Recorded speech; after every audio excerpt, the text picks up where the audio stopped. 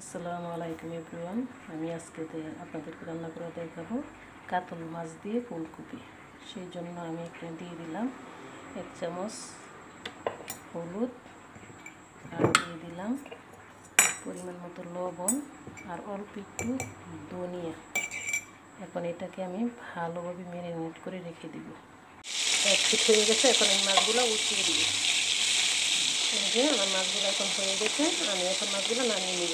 মাছ বাছতে বাছতে এদিকে আমার ফুলকপিগুলো কাটা হয়ে গেছে, এখন এগুলো আমি ভালোভাবে ধুয়ে নেব।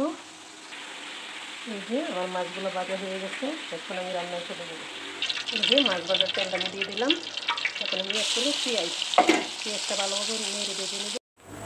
এই যে আমার পেঁয়াজটা ভাজা হয়ে গেছে, এখন আমি মশলা এড করলাম 1.5 চামচ মরিচ, আধা চামচ হলুদ, আধা চামচ ধনিয়া আর 1.5 চামচ লবণ। এটা এখন একটু ভালোভাবে কষিয়ে নিব, সাথে এড করবো একটু পানি।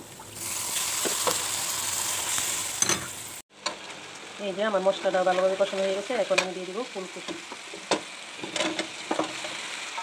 ফুলকপিগুলো আমি ভালোভাবে কষিয়ে নিব।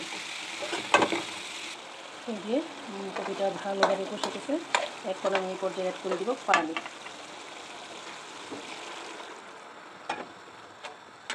দিয়ে দিলাম পরিমাণ মতো পানি, ঢেকে দিব 7-8 মিনিটের জন্য। এই যে মাছগুলো ভালোভাবে বরফ চলে আসছে, 5-7 মিনিট পর মোটামুটি অনেকটা সিদ্ধ হয়ে গেছে ফুলকপিগুলো। এই পর্যায়ে আমি মাছগুলো দিয়ে দিব।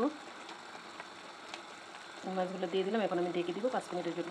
লেবারটা ভালোভাবে কাঁচামরিচের ধরবার জন্য 4-5টা কাঁচামরিচ ছিঁড়ে দিয়ে দিলাম। অবশ্যই যদি জাল কম খেতে চান তাহলে কাঁচামরিচগুলো আস্তেই দিয়ে দিবেন, দিয়ে একটু ঢেকে দিবেন। আমার তরকারিটা হয়ে গেছে, খুব সুন্দর একটা কাঁচামরিচের স্মেল বের হচ্ছে। এই পর্যায়ে আমি দিয়ে দিব ধনিয়া পাতা ছিটিয়ে দিয়ে চুলাটা অফ করে ঢেকে রেখে দেবো 2-3 মিনিটের জন্য। আমি চুলাটা এই যে আমার তরকারিটা নামিয়ে নিলাম চুলা থেকে। দেখতেই পাচ্ছেন, দেখতেও মাশাআল্লাহ কতটা সুন্দর, খেতেও এটা অনেক সুস্বাদু হয়। আপনারা এভাবে ট্রাই করবেন, আশা করি ভালো লাগবে। আর আমার জন্য দোয়া করবেন, আমি যেন আপনাদের জন্য ভালো ভালো রান্না এবং খুব মজাদার রেসিপি দিতে পারি।